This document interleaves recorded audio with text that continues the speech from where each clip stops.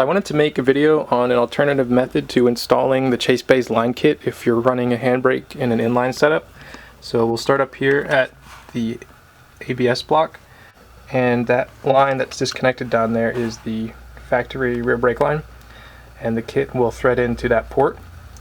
So next the line will come up and go through the firewall, which you can see a small bit of it right there.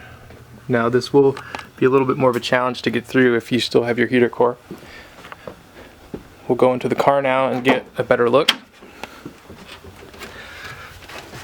Here is the backside view. You can see the line coming through the firewall, and it comes down to the handbrake, which I have mounted in the pull-up style. And so from this point is where the install starts to differ.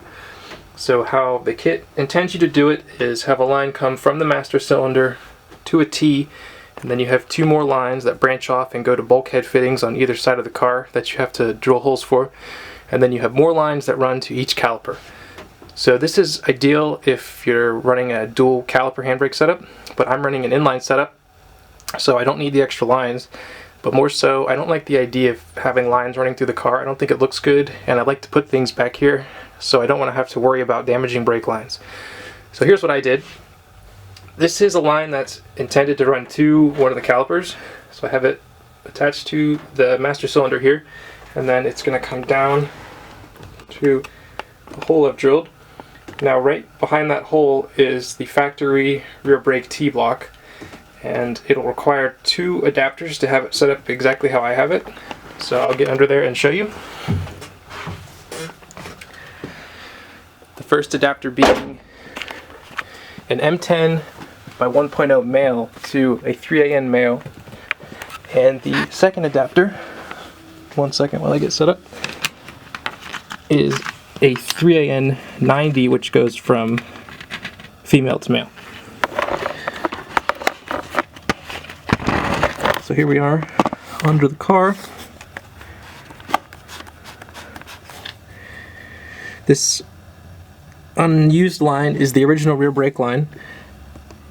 Up top there is the factory T-block, and that silver piece in the center is the first adapter I was talking about. That's an M10 by 1.0 male to a 3AN male, and then you go to the 90, which is a 3AN 90 that goes from female to male, and that last portion of hex you can see sticking out there is the line you can see from inside the car. So that's what you'll need to make it look exactly like this. Now they do include a line in the kit that will thread into that T-block, so technically you wouldn't have to purchase any of these adapters, but there's two problems with that line. One being it's a little bit too long, so I had to have it coiled up behind the seat. It's not a huge deal, but the main problem is it's a straight fitting, so it wants to point directly at the ground. So what I had to do was bend it off to the side and have it wrap around some items over there that it was zip tied to, and then come back to that hole. So not as ideal, not as clean of a setup. So that's why I got these fittings, to have a nicer install.